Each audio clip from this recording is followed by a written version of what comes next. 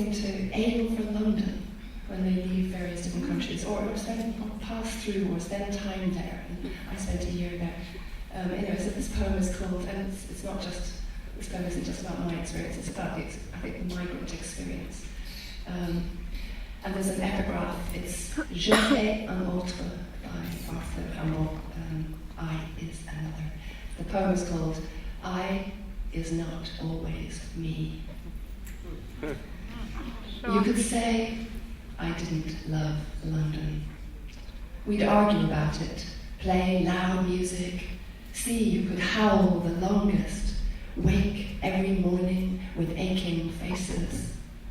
And when he lifted the young boy from downstairs, so like our brother, onto his shoulders, I felt he was a traitor. In our bedsit at the top of the house, I'd hear Sly scuttling inside the skirting, knew my nightly wailings were unreasonable. Too many rooms were buried, and we were here, though I felt as lost as my small brother. Your world shrinks to this crammed skyline through a tiny window. All I could feel was this claustrophobia, like bees piled on a sill. Some mornings we pulled back the curtains and only fog slid in. I'd station myself in the trembling underground and think there must be better things to do than stand here with my mandolin. We left with nothing but a single photo. She's standing by the vines, and that space behind her, that light, well, even the nearly blind could sense the blue. Sure. There are places where the clouds are high and hills are gold. Let's go live there, I'd say. Once someone dropped a coin in the case, smiled and asked my name, but I'd become suspicious, couldn't even catch her eye. Even though the bus driver takes your fare, you are invisible. And if you don't know what it means to be eroded, imagine letting a foreign language percolate your own until its idioms even permeate your dreams.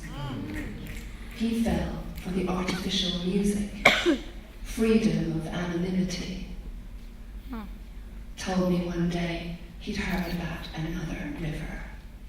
We went at dawn, red rocks catching fire in the first real sun of summer.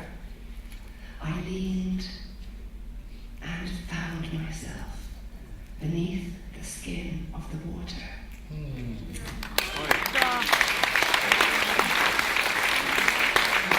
I don't know if you know that the Irish traditional drum, you know that one, it's called a bowron, and it's made from goat skin. So the headline in the paper that day was, "Bowron makers suspected as goats go missing."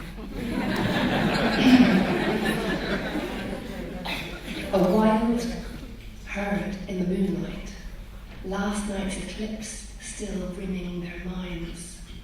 Black vault of the heavens, ash starred. A bearded billy flaunts boomerang horns. Does a rock gavotte, concubines in attendance.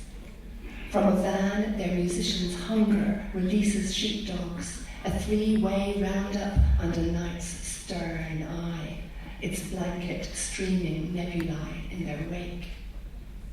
In County Clare, a hanging tree, dark tugging weights, a night for stripping skin.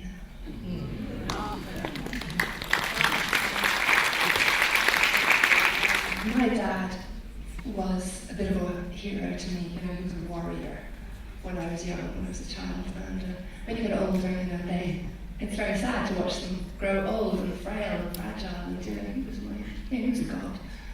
Anyway, this is called Last Conquest. You totter, shaking, to the bath, bestow like an ancient king a fluttering hand. I lumber you up and in no ceremony, offer you a small gift of soap, and at your gestured dismissal, withdraw to await further instructions.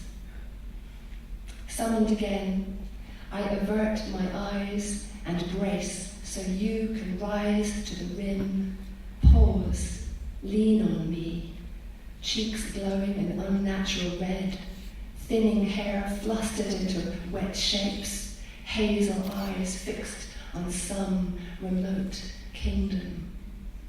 Then you heave, a behemoth surfacing, lift one limb, land, hold. Take an unquiet breath, then swing the other, strangely burn thin, bone white, over. When you are restored to a formal dignity, we stand side by side in the lift, face tight-jawed doors, and wait.